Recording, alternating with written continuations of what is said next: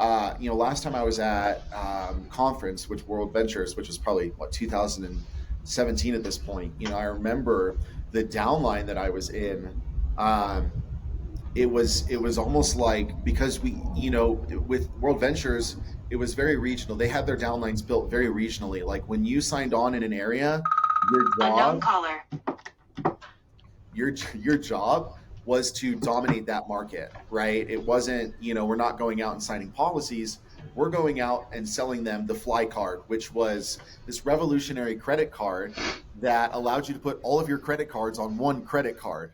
It Yeah, was fucking ridiculous, it's weird. but it was clicky. It was very clicky, right? You Yeah. get to conference and you're like, oh, we're the Colorado Springs group, we're David's group, and these guys are the Rat Pack, and I'm just like, dude, you guys are retarded.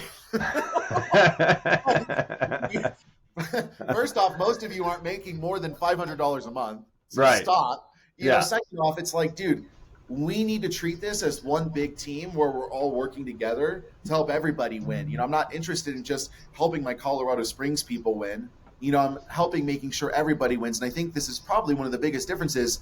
We've had this conversation before about people who are moving into a leadership position and those that don't, right? I think you would probably agree with me that people that are leaders are trying to get the greater group to improve, to succeed, to see their rates increase, and they have this bigger picture mindset.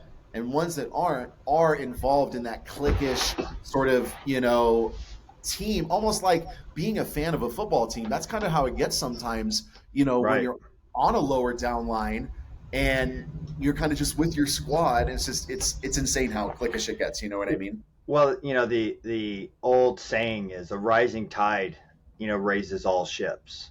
Yeah. And so everybody, if you're going out there, not so much selflessly, but in a sense it is selfless. Yeah. If you could go out there and ensure that everyone is getting what they need, if everyone is constantly growing, if you've got the smallest person growing, then everyone is going to grow, because you're only as good as the weakest person on your team. Yeah. Right. Yeah. And if you could take that weakest person and develop them into something a little bit better, right? Because what I've found in doing this for 13 years and trying to grow people, the Jim Rohn saying has really hit home with me, where he's like, you might be able to carry one or two on your back, but you can't carry three. Right. And he's like, well, I'm going to be the difference. I'm going to make these people successful if it kills me. Yeah. I almost died. Right. You remember that. Right.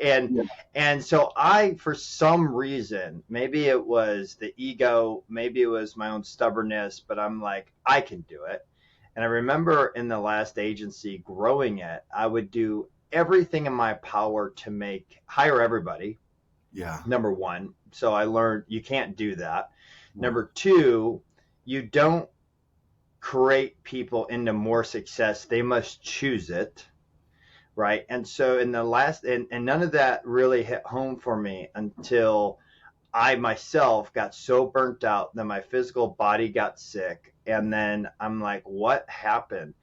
And I was going out there in the last agency. Like, I got so burnt out, I was sick of it. I quit insurance so many fucking times. Like, it was like, I'm so sick of this. I mean, mind you, there were times I'm earning $40,000, $50,000, $60,000 a month in passive income. And I'm like, I fucking hate my life. And I'm like, okay, what is going on? And as I reflect, right, and I believe that's why this agency we're growing now is growing so fast, and I have so much more joy in it, is number one, I have the joy. Number two, I'm not trying to make someone something that they're not trying to be. Like, here's what I have. It's a golden egg in my fucking hand. Do you want it? Yes or no? Yeah. And if they say no, I'm not gonna be like, yeah, but it's a golden egg. Like, look at how amazing it is. Look at how pretty it is. Look at this. It's worth so much. Yeah. And instead of me forcing that, I'm just like, here's an egg. Do you want it? No, man, I don't want the egg. Okay, cool. Do you want the egg? No, I don't want it. Okay, cool. I want the egg though. Okay, cool. Let's run together. Because the last agency I built, granted, it was grooving. Like we were doing millions and millions of dollars a year, but I was constantly trying to pull people to the finish line. And Yeah. it got to the point where it's like, okay, a rising tide raises all ships. The weakest link is, kind of showing you where we're at as an agency. So when I think about it, it's like, Nick, you must set better expectations and find better people, because we get everything in life, Mike, right, that we settle for. Yeah. Okay, so when I'm sifting and sorting and searching for people to hire, I don't want to take everybody. Like, I want to take with people that got the same freaking mindset as me, that can get obsessive, that want a better life, that actually are willing to do the work to get it, right? Yeah. So it's no more pulling people. It's no more, yeah, I'll hire you. It's no more, I'm going to sell you on the idea of what we're doing. It's, do you catch the vision, and do you want to run with me? Because we can take 10 people and run with them, or I should say, we could take 10,000 people and run with them and get there so much faster than dragging two. Yeah. Yeah. Right. And Absolutely.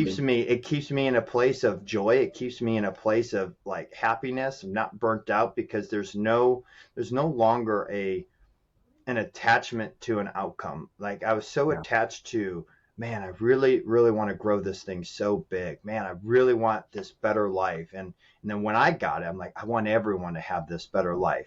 And Yeah. so I just kind of like was like, don't you just see it? Yeah. No, people don't see it. Yeah, Too they much don't. And even if programming. they do, like you said, it's so interesting because I do think about that. I think about, the success that the agency already has, but I think about the success that we will have. And, because I'm an imaginative person, I tend to imagine scenarios where I'm talking to people that I grew up with that are like, hey, here's this opportunity. And the reality is you can absolutely put a golden egg on somebody's plate, but if they refuse to peel it, open it, digest it, the whole cycle, it's like there's nothing you can do for that person. So I think that's something that's really interesting to understand. It's not just about bringing on people. And I think what's great about this idea is that it applies to literally all areas of your life. Yeah. Whether it's in business, personal, you shouldn't be around people who don't have the same mindset, or like you talk about in our trainings, right?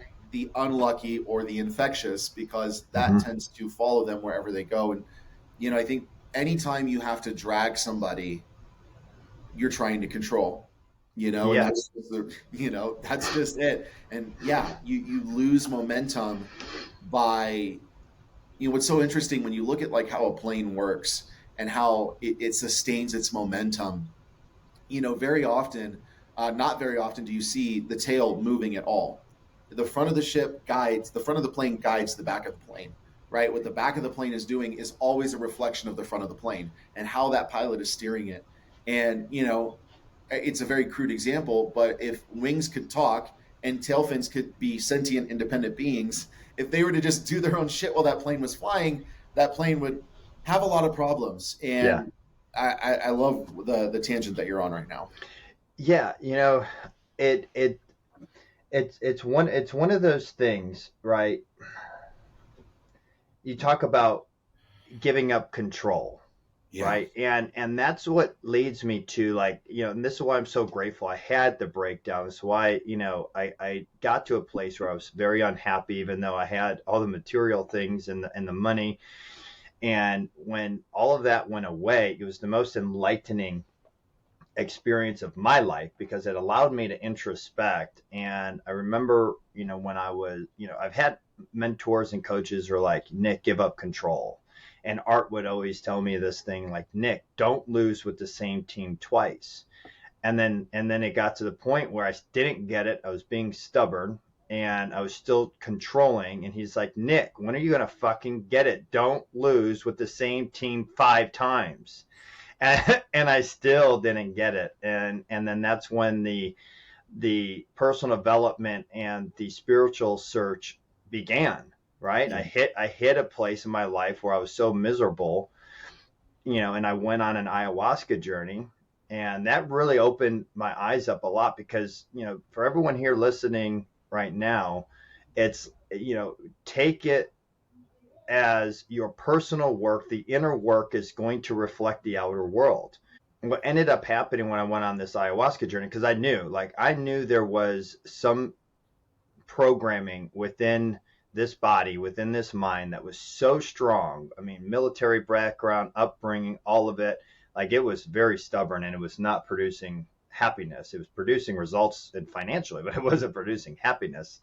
And I'm Yeah. like, okay, there's some really thick armor here. I've got to have an ego death because I've done the one-on-one coaching. I've done the spiritual work. I'm reading the books. I'm doing the stuff. I'm meditating. I'm doing the breath work. I'm doing everything. I'm reflecting. I'm journaling. I'm doing, what is it? Self-parenting through journal. I'm doing all of it. And none of it seems to be like resonating. And if Yeah. anyone can relate, I don't know if you can relate, Mike, but I know Yeah. for me, I'm like, okay, I've got to have an ego death here so I can actually see what I need to see. Yeah. And then when I went on my first ayahuasca trip, here's how strong that armor was. It took me a double dose first Yeah. and foremost for it to even start. And she had to do something, the shaman had to do something else to me just for it to kick in. And finally, when it did kick in, it hit like the grand finale of fireworks. Like I'm like, Yeah. whoa! I'm like, where am Yeah. I? And Yeah. everything was moving so fast, but it's so beautiful at the same time. And this little gentle voice in my head was like, Nick, let go. Just let go. And I just Yeah. kept having this conversation in my head, like, of what? And this little voice was like, control. Yeah. Stop trying to control. And the moment I let go, Mike, everything fast stopped. And in this vision, I was just floating in the middle of the galaxy at complete peace. Yeah.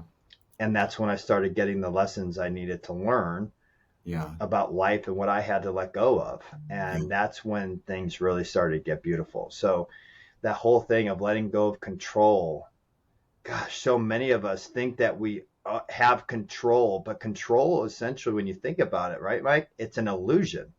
Yeah. Right? Until you give up control, do you really have control? No, I think you could venture to say, well, I think you would say, I think it's very true that trying to maintain control is a reflection of the fact that you feel like you're not in control. Yeah. The very act of trying to be in control of something. What I love about truth is that because of the nature of our universe, truth is not ever one-sided. It always has two sides. Whenever you're Mm-hmm. doing one thing, you're also inadvertently doing another. Yeah. And with control, and gosh, I was having a conversation this morning about this. I think that a lot of the times, we the more there is, the easier the tendency to try and control things. And the reason we're so afraid to sit by ourselves alone in silence is because there's nothing to control. There's nothing we can control when all we are is alone with our thoughts and our beliefs, right? And I think this is I was having a full scale conversation about this morning. I think so much of spirituality and personal development today actually, not maybe intentionally, but I think it perpetuates the desire to control through the need for sensational experiences and all of these sorts of multidimensional. Look, I have nothing against aliens and angels and demons and all those different things, but I think especially with my history in Christianity as well, being a pastor in 15 different denominations, I saw how people reached for all sorts of different things in an attempt to control or feel in control of what was going on, because again, the biggest fear is sitting with myself and everything that I believe and not being able to control any of it. Because that's what we're always trying to avoid. That's what we're always trying to drown out, is the sound of our own voice, Yeah. which, ironically, I remember when, so for me for so long, my spirituality was driven by sensational experiences. I mean, I've seen people raised from the dead. I've seen literally feet grown out of stubbed legs. I've seen food appear out of no, like I've seen all the shit. I've had all the experiences. And I remember getting into non-dualism, specifically a book called I Am That by Sri Ramana Maharshi. And I remember reading this for the first time and I'm like, holy shit, this is the most boring, dull, fucking complete shit I've ever read. I don't want that spirituality. It's dull, it's boring, it's nothing. But that's the reality of nothing, is that nothing is truly nothing. And that is the source of all that is. And I think more often than not, because we're humans, because we have all this emotion flowing through us, creating experiences, creating circumstances where we feel like we have to try and control, just another way to avoid ourselves. And until we're sitting in the middle of a galaxy floating with nothing, Yeah. right, we're not able to get to that place.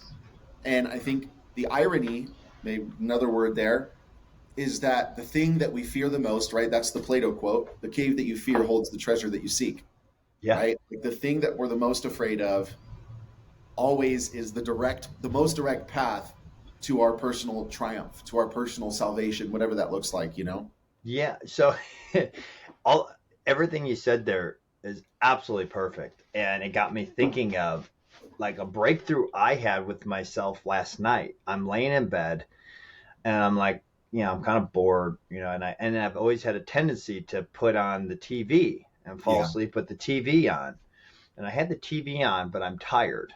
Yeah. And my eyes are closed and I'm just listening to the TV while I'm like trying to sleep. I'm like, what the fuck am I doing?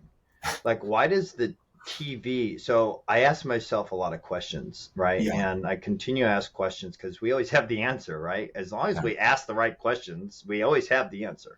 Yeah. I'm like, so why do I have the TV on? I'm not even watching it. I know what's happening. I've seen this episode like 30 times because it's like my bedtime, like lullaby, right? And I'm like, why do I need this playing in the background? And it's like, wait a minute, it's distracted me. Okay, what's it distracting me from? Oh, myself. Oh, but okay, it's distracting me from myself. Then what is it about myself that I'm so afraid of? Because I'm not my thoughts. Thoughts are just a program. So why am I afraid of something that literally can't hurt me? Yeah. And then I sat there for a moment, like, the TV's always been a representation of that fear of needing to deal with myself. Yeah. Or the ego, if you will.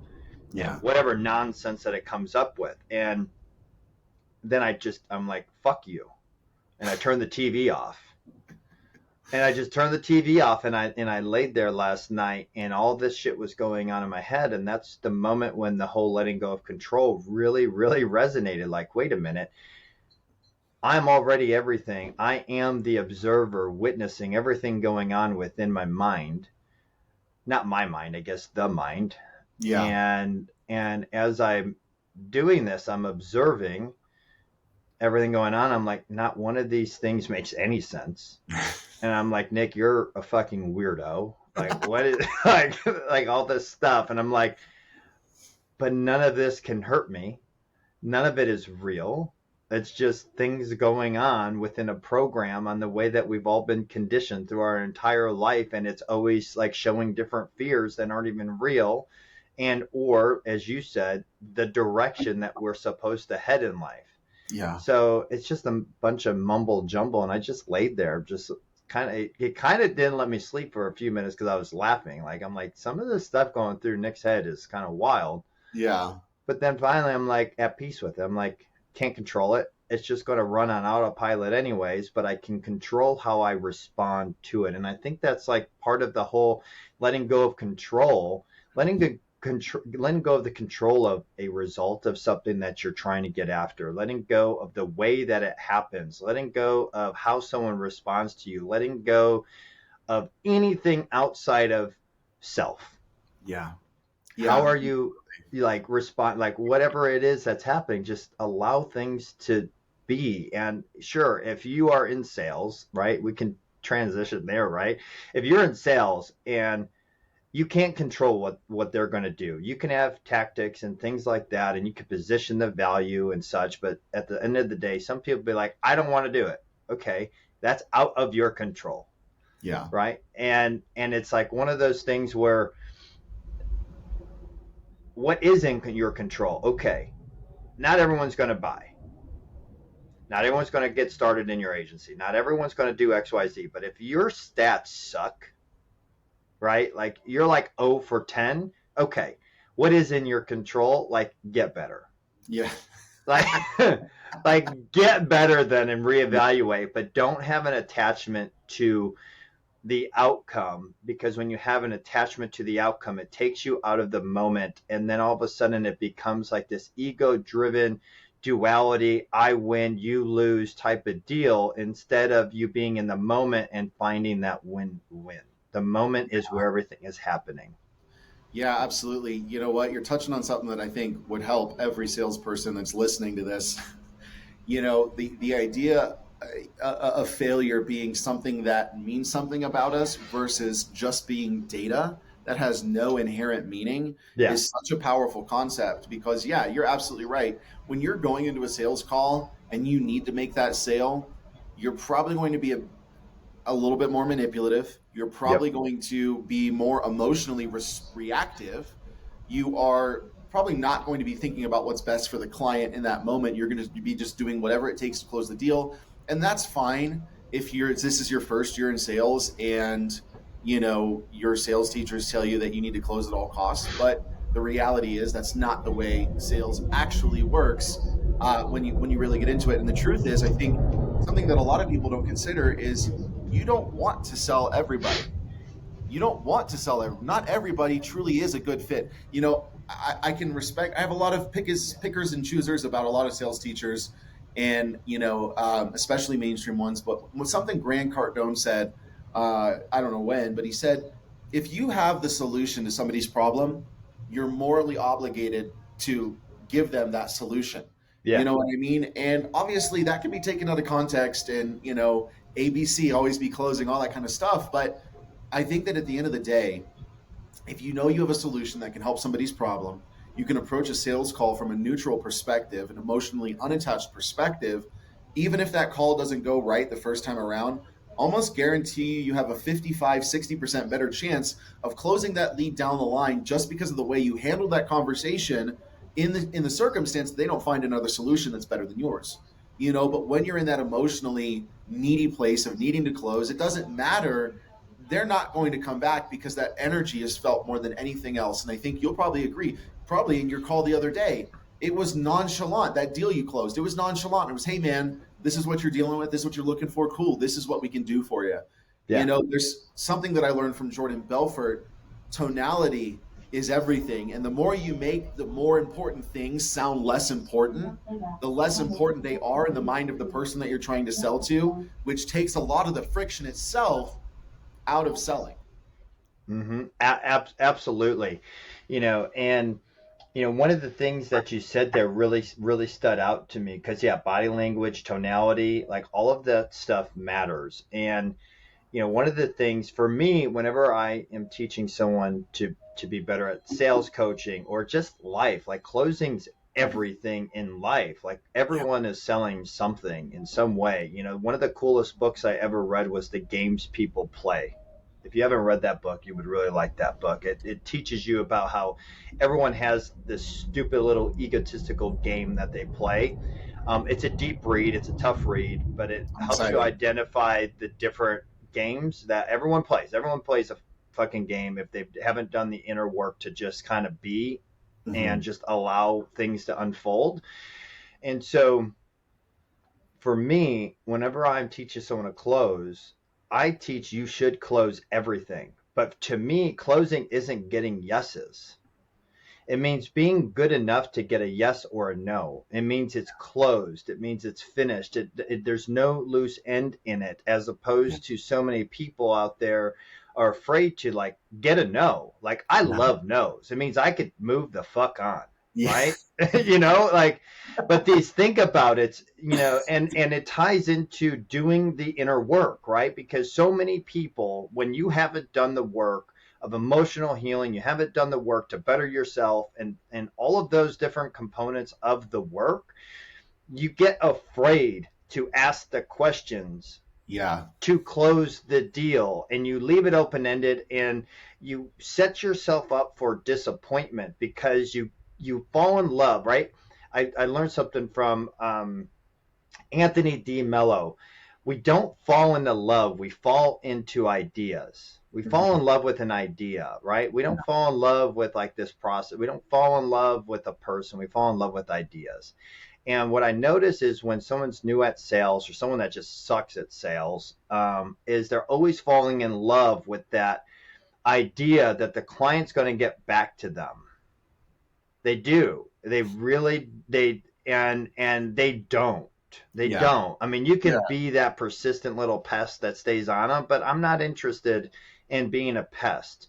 Yeah. And it kind of goes back to like when when you understand that attachment leads to disappointment and you can learn to let go of your addiction to disappointment, like we have to call it what it is. Like so many people walk around this earth constantly disappointed. Well, let's face the music. It's a fucking addiction. Yeah. Like you're just addicted to disappointment. If you weren't addicted to disappointment, you would tell your kids exactly what you expect when they clean their room instead of them saying clean your room and they do it the way they think it's clean and you're disappointed because they didn't meet your expectations. Yeah. Right? And that goes back to crazy how this all circled back from our first convo this morning. The first thing out of bed I heard this morning was unspoken expectations are premeditated resentments. Yeah. And until you do the work, you can't communicate effectively. You can't ask the questions effectively enough to take you down the path that you're trying to go. Like all great closers is great askers. Yeah. And they're able to effectively communicate expectations. And if you're someone here, right, listening to this now and you're like, man, I'm constantly feeling disappointed. Well, take a look at the way you communicate. Are you communicating clearly? Like Jordan Peterson said this right after that. Crazy that the algorithm nailed this for me, but it's AI, so nothing I guess is really crazy. He goes, if you're in a fight with your spouse, right? Before you do anything, you ask him, well, what do you want? And if they can't give you what they want specifically, you have no target to hit. And it's a pretty good indicator that that spouse of yours or that person on the other end of the conversation is addicted to disappointment. Mm-hmm. They can't communicate what they want, and so they kind of generalize it. And then next thing you know, everyone else is the problem. Yeah. I don't know if that if that's hidden, right? But everyone else seems to be the problem, right? Because we shape our reality to meet our help me out here. To meet our needs, right? Instead of working on everything ourselves, we're trying to program the world to meet our needs and justify our belief systems that we have. We'll only find evidence that supports our beliefs. Yeah. So I think, to become better at sales, to become a better, person, to become a better anything, letting go of this, or first accepting the fact you're addicted to disappointment. Yeah. Like until you can understand and go, wait a minute, that may be a thing of mine, then learn how to actually let go of this attachment to an outcome. Like just be like, okay, that might fall apart. Like a little drill I would do with Nick, little scared Nick, the ego, when he would come up with things in my head and it would like not make, because I had to go through, we talked when I had my little mental meltdown there for a while. And I became attached to Nick as opposed to detaching from Nick, knowing that I'm more than just that. So now whenever thoughts come in my head and they don't make sense, or, maybe they're scary, maybe they're negative, whatever it might be, I just go, so what if it does? Yeah, but what if the world falls apart? So what if it does? What if? Who cares? Like just answering back in that way. So what if it does? And then all of a sudden it's like, it's not talking anymore. Like, because I don't care. Yeah. Like it's out of my control. Yep. So first understanding that you may be addicted to disappointment, then understanding that you must figure out what you want. And that was a clarity for me. Like I really sat down, I was like, what do I want out of life? And then I had to get specific about what I wanted. And then that kind of guided the inner path of better communication on expectations. Because I knew this is what I want. This is where I'm going. I'm no longer attaching myself to people that don't want to run with. Absolutely. Yeah. I think that inner child dialogue is a staple in anybody's real transformation journey, I think, thinking back on my journey, I had my first, what you would call ego death awakening experience back in early 2015. And I remember, living in SoCal, living in La Jolla with my roommate, Jonathan, and, in my apartment every day for months on end, whenever a feeling of impending doom would come up or some sort of, borderline panic attack about lack, about anything, I would just confront my inner child, like, are you loved? Well, yeah, my experience dictates that. Okay. Are you enough? Yeah, obviously I am because I'm everything. Okay. Are you abundant? Absolutely, I'm everything. So what is the problem? Like, that's literally the conversation that I would have with myself. And then, absolutely, that's the noise that your inner self makes. It does, right? It's just like, It doesn't know what to say. Yeah. You get it, right? Like, people listening to this right now might be like, I don't get it. Well, ask yourself more questions. Yeah, dude. Like, I read a statistic the other day that 70% of people in the world don't have inner dialogue with themselves.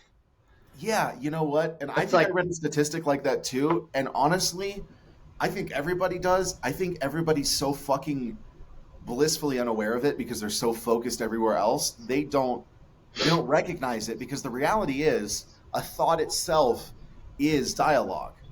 Because fair. thoughts are Yeah. really just, projections, holographic projections of beliefs and meaning that we've assigned. Yeah. And so, for anybody listening, if you really think you don't have inner dialogue, like, just stop for a second. You hear anything? You know what I mean? Like, yeah, I think the reality is, man, so many people are so, I'm gonna, feel Andrew Tate here, but so plugged into the matrix, Yeah. so obsessed, and sometimes by seeming necessity, it isn't by necessity, but by seeming necessity, are so plugged into everybody else's thoughts that they don't have many conscious, independent thoughts of their own. And Hmm. that statistic that you were talking about, it does though go in line with another statistic that I read. I don't remember where I got this from. I think, I don't know who sent it to me. It might have been Karen, actually. There was a statistic that showed that an informed minority will always beat out an uninformed majority in issues of performance in relation to health, life, emotional well-being, all these different things. And it obviously makes sense, right? If you are just allowing what everybody has told you to dominate your consciousness and be your truth, then, you're kind of setting yourself up to be enslaved to the matrix, to put it as, as grandiose as I can, because until you start having, and I love how this all ties together. Your ability to sit by yourself with your thoughts is your ability to have independent thought, because until you confront what you've been thinking on autopilot, you can't begin to think what you actually would like to think Yeah. in conscious pilot. 100%. And that all of that brings me to the story and of this one story. It's incredible, right? Because you can always know how programmed someone is based on stupid little arguments like loading the fucking dishwasher. Like, you load it this way. Why? It's the way my mom taught me. Who taught her? Her. Okay. So, but there's no writer. Like, okay. So the story, right? I just had to throw that in there because, I've got people I know that lose their fucking mind if you don't load the dishwasher right. And it's like, it's all going to get clean. Surface it, like, use your mind. But either way, it goes to this one story. I believe, I'm going to paraphrase it because I don't remember it exactly, but it was a mother and a daughter in a kitchen. They were cooking something. And the daughter goes, well, why is it that we only put this in it? Well, that's because my mother taught me that. Yeah. Taught me that way. And then the mother, I believe it was like grandma was there and great grandma was there, or something like that. And then, or she went to like the grandmother, be like, well, why did you do it this way? And she was like, oh, because my mother taught me this way. I think it was like cooking like a roast or something where they put onions and carrots or something in it, and potatoes or something like that. And then she goes to the great grandma, be like, well, why did you teach your daughter that way? Why did you teach grandma to do it that way? Well, because I ran out of fucking this, and that, and all I had was potatoes and carrots. And so that's the way it was. Yeah. And so it kind of goes to show that some of the things, the programs that we do, the thoughts we think, and everything that we've done, that we've been taught, if you think about it, it's all been a program. And Yeah. it might not make sense, but it, whatever the program is, it's led you to the current life that you're at now. Yeah. So you have to ask yourself, is the program that I'm running in my best interest? Am I happy? Am I wealthy? Am I at peace? Do I have the things that God intended for all of us? Is living in love, joy, bliss, and being abundant? Or is the program I'm currently running keeping me down, making me sick, making me scared, making me live in fear, and pulling back? And then if whichever one you are there, ask yourself some more questions and figure out how to break the program. Yeah, absolutely. It's so interesting. What you were talking about TV earlier, and it's so interesting that TV shows by definition are called television programming. Right. And what's so interesting, years ago I looked up the patent on Google for the TV. I think it was patented in like the 30s or the 40s. And when you look at the patent for the TV, literally its main definition is a human interpersonal electromagnetic field manipulation device. Like that's That. literally what the definition of a TV is. Because, right, I think I've seen this too. It's so interesting to witness this from a place of being the observer. But I'll watch, because I'll binge a show, and I'll watch my worldview begin to shift around the characters that are in the show. Yeah. Like if I'm watching like a show that I can't watch for too long, which I just try not to watch it in general, is The Blacklist on Netflix. And it's a great fucking show. It's about this fucking FBI guy, rogue, top 10 most wanted, who then is now helping the FBI catch a bunch of terrorists. And I notice that when I watch that show for too long, I begin to take on a worldview where like I'm hyper aware that that is the world that we're living in. And there is some truth to that sort of scenario. Obviously with your military history, you understand that. But I think that carrying that worldview around consciously in your mind, you talk about carrying a beneficial program to carrying a not beneficial program. Like it's not necessarily going to benefit you to be consciously aware of the fact that the CIA, the NRO, and the FBI are actively seeking out terrorists who want to harm millions of people around the world. Like just carrying that in your consciousness is not it might be true, but it's not going to be beneficial. You're right. I mean? Like, the only things that I think are beneficial when it comes to political events are honestly the only last thing I think about when it comes to military that I chuckle at is when it's not going to sound spiritual at all, but when we killed the Soleimani guy, and Trump comes out of the Situation Room, and he's like, he died like a dog. He cried like a baby. I'm just thought that fucking hilarious. Yeah. He died like a dog. He was crying for his mom, and I'm just like, dude, oh my God. But, back to the subject, I think that, and this is what's so cool. Like, when you recognize that all you are is a bundle of thoughts and programs, you can then begin to manipulate that however you want. Because you are, by literally being human, you are acting as a crystal that receives pure energy and diffusing it into multiple spectrums. So here you get the opportunity. Well, you know what, man? I can fill myself up with whatever I want. And Courtney and I were having a conversation about this morning. The reality of a lot of these spiritual rituals and experiences and things, it's not that they have any objectivity, but it's about what they do to our consciousness and the direction they focus our consciousness. You know what I mean? Like, that's what's so cool. You can use media, images, videos, movies, pictures to truly enhance your life. Like I've used movies before movies or shows to be anchors to manifest things. So I remember I was watching years ago when I was with my ex. I binged watch, I think it was Marvel Agents of S.H.I.E.L.D. And it was a great show. But I started having a conversation with Pat, Skytech co-founder, about the emergence of technology, consciousness, all these different things as a result of that. And I remember watching that show, really going down that train of thought, and then watching how the conversations I had with him led to relationships, people he introduced me to that have been directly involved in the Deepest Black project work of merging consciousness and technology. And so when you really, and I know this probably sounds like batshit craziness to people that might be listening, but the reality is, you are a multidimensional being having a limited dimensional experience. And when you really begin to understand that, you can fill yourself with whatever you want and be guaranteed the one objective truth that I hold to, because I don't hold to many, the one objective truth that I hold to is that I will experience more of what I believe. That's about Yeah. the only thing that I'm convinced of is being objectively true, And so, yeah, man, like, fill yourself with what you want. I think that here too, this is a great insight for people in sales, for people that are trying to build, whether it's an agency or your own business.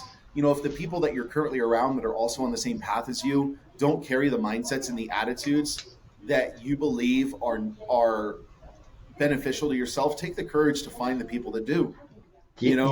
And I think that process is twofold. You've got to figure out, A, what in you has kept you around these people that carry attitudes that are not beneficial. And then after you've done with that introspection, actively looking for environments, places, and people that reflect where you want to be. Because you are, I think another Jim Rohn quote, you're the average, or maybe it's Zig Ziglar, you're the average of the 5 people you spend the most time with, you know? Absolutely. And on that movie thing, for everyone that wants to understand like the spirituality, the ego, and all of that, the best movie that depicts that, Mike, I don't know if you've seen it. It's with Jason Stamos, or not Stamos, Statham. Yeah. It's a movie called Revolver. Nice. It's a movie, it literally shows the ego and the game it plays and how it gets us in trouble and the program and everything like that. And it shows him at the end how he broke free from that. It's such a good movie. But you're right. Whenever we're watching movies, we do get programmed. Like every time I watch Jack Reacher, I want to like be the best version of myself. I want to be a man of integrity, and I want to go be a nomad for the rest of my life. Right? I'm like, that sounds like fucking the life. And it's just like that's like what's revolving. But so that's why I'm aware of that, and that's why for me is I'm always watching comedies. That's why people are like, well, why don't you watch scary movies? Why don't you watch this? Why don't you watch this? Because I want life to just be a joy. I've seen enough shit in my life, war, a child, like everything, where I'm like, I just want to program myself to enjoy funny like that. And I understand that I'm programming. So I just essentially watch that, and as you're moving forward, right. We talk about the law of law of association. Well, the hardest law and the most beneficial law, I believe, is law of disassociation, like what you talked about, like finding new friends. And the hardest part, I remember when I was, starting that separation, when all the people I was hanging out with, are same people from high school. I got out of the Marine Corps, I came back, we're all hanging out again. I'm like, fuck, they're still talking about the same shit. They're still gossiping about the same people. Like, how can you talk about a friend like that behind their back? Like, go, like, friends, I'll tell you fuck you to your face, Mike. Like, if we get in an argument, and I'm going to root for you when I talk about you behind your back. Yeah.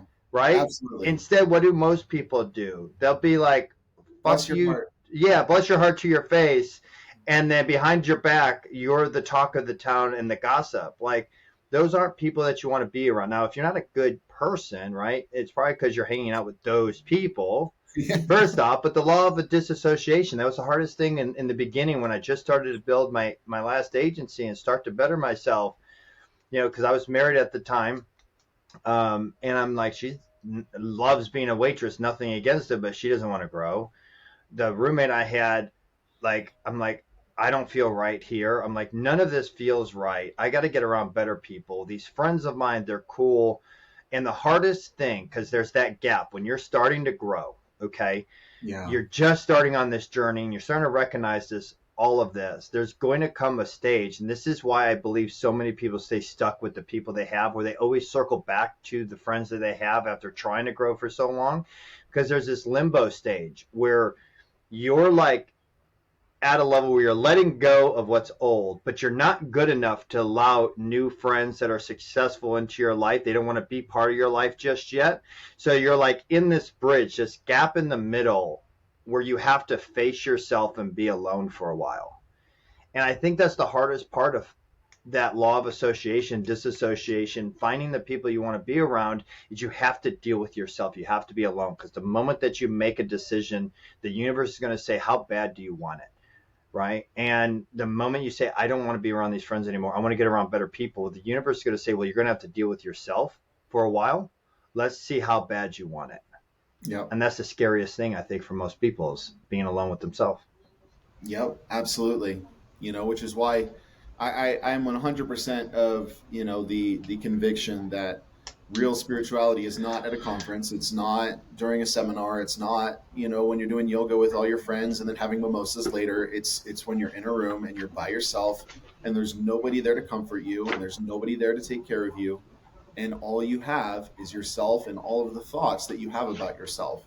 That is really when the realist spirituality comes into play. And then secondary to that, the next time real spirituality comes into play is when you're in a situation and you're tempted to make a decision that you would have made in the past, but instead of doing that, Yeah. you make a decision that is going to be more beneficial for you, even though it feels harder at the time. And that's what I think a lot of people in spirituality talk about the path of least resistance, and they talk about you should try and find the path of ease and all these different things. And I agree with a lot of that thinking. But I also think that the greatest triumphs are behind the things that we're the most afraid of. And those things don't feel easy. They feel complex. They feel convoluted. They feel dark. They feel, they feel heavy. And real power is not enjoying your wealth with a bunch of fucking wealthy people. Real power is enjoying your wealth around a bunch of fucking homeless people and not being affected by that. Right. Like, and this is why I think, looking on people in history, I think outside of religious context, this is why somebody like Jesus was so counterculture at the time, because he carried this idea of I'm enough, I'm this, I'm good, like I'm a carpenter, I don't need anything, like I'm good, but associated with all of the people that everybody else rejected. And the only reason he was able to do that is because his self-image was not affected by what was going on around him. Yeah. That's that, and that's fucking huge. So when I was a Christian, um, back in 2011, I was at this discipleship school in LA called the Dream Center. Every weekend we would do this program called Adopt a Block, and I loved it.